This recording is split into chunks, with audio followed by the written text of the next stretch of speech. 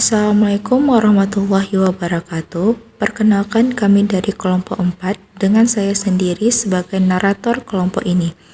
Kami dari Fakultas Ekonomi dan Bisnis, jurusan Ekonomi Pembangunan Universitas Malikul Saleh.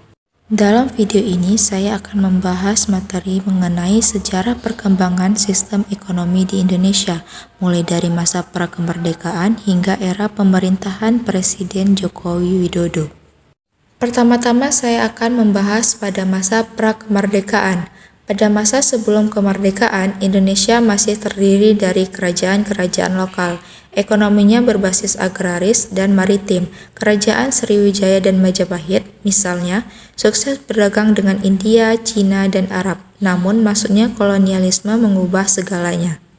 Pemerintahan kolonial menerapkan sistem tanam paksa di abad ke-19 di mana petani dipaksa menanam komoditas tertentu seperti kopi, tebu, dan nila untuk diekspor ke Eropa.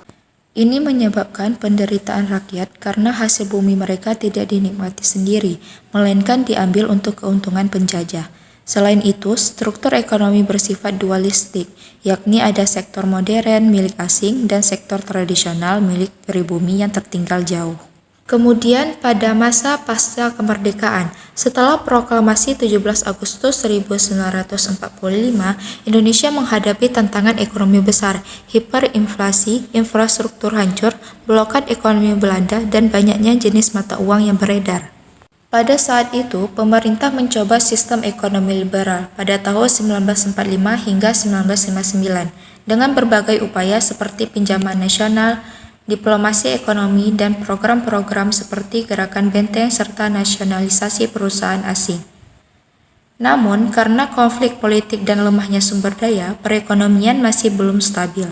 Pada pasca kemerdekaan, terdapat era masa Orde Baru. Pada masa ini, Indonesia mulai menerapkan sistem ekonomi terpimpin.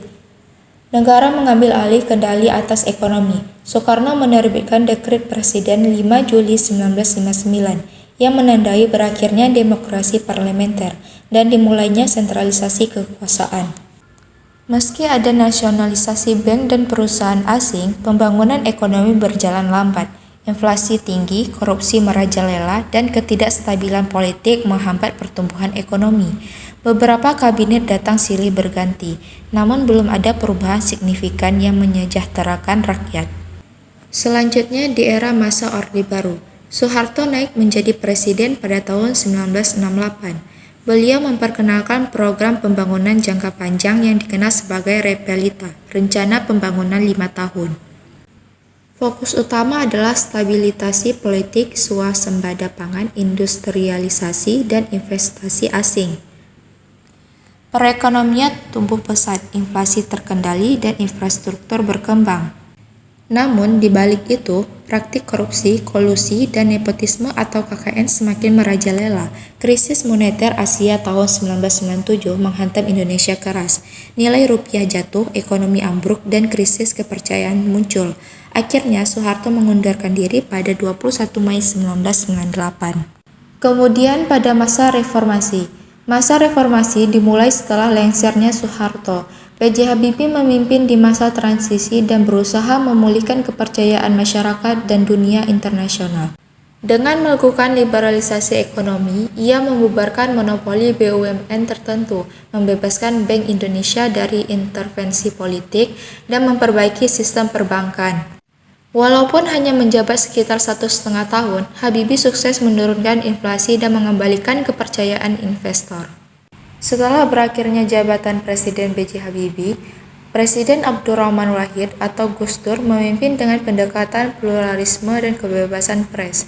Namun, dalam hal ekonomi, kebijakan yang diambil belum berhasil mengatasi krisis. Inflasi tetap tinggi, rupiah tidak stabil, dan pertumbuhan ekonomi lemah. Akibat ketidakstabilan politik, Gus Dur akhirnya dilengsarkan oleh MPR. Setelah Presiden Abdurrahman Wahid, era reformasi dilanjutkan oleh Presiden Megawati Soekarno Putri. Megawati meneruskan kebijakan reformasi ekonomi dengan fokus pada privatisasi BUMN dan penguatan sektor fiskal. Pemerintahannya relatif stabil, namun masih diwarnai masalah pengangguran dan kemiskinan. Di sisi lain, Indonesia mulai memperbaiki hubungan ekonomi internasional. Selanjutnya, era reformasi dilanjutkan oleh Presiden Susilo Bambang Yudhoyono. SBY melaksanakan pembangunan infrastruktur dan melakukan reformasi birokrasi. Subsidi BBM dikurangi secara bertahap untuk memperbaiki APBN. Di masanya, ekonomi tumbuh cukup baik dengan rata-rata pertumbuhan ekonomi 5-6%. Indonesia juga mengalami peningkatan investasi dan masuknya kelas menengah baru. Kemudian, di era reformasi Presiden Joko Widodo, Presiden Jokowi melanjutkan pembangunan pada infrastruktur besar-besaran seperti jalan tol, pelabuhan, dan kereta cepat. Ia juga mendorong digitalisasi ekonomi kreatif, serta program hilirisasi sumber daya alam. Meski sempat terguncang pandemi COVID-19, pemerintahan mengelontarkan berbagai bantuan sosial dan program pemulihan ekonomi nasional. Di sisi lain, isu utang negara, ketergantungan impor, dan tantangan global masih terus dihadapi hingga hari ini. Jadi, kesimpulan yang dapat kami ambil dari masa kerajaan hingga era modern, sejarah ekonomi Indonesia mencerminkan perjuangan panjang menghadapi kolonialisme, konflik, krisis, dan perubahan global. Setiap presiden membawa kebijakan ekonomi dengan tantangannya masing-masing.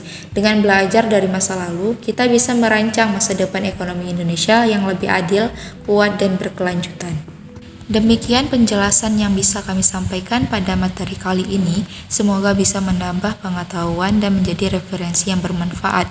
Terima kasih kami ucapkan atas perhatian waktunya dalam menyaksikan video ini. Kami menyadari bahwa dalam penyampaian materi masih terdapat banyak kekurangan maupun kesalahan, baik dalam isi maupun dalam penyampaian. Terima kasih, saya akhiri. Wassalamualaikum warahmatullahi wabarakatuh.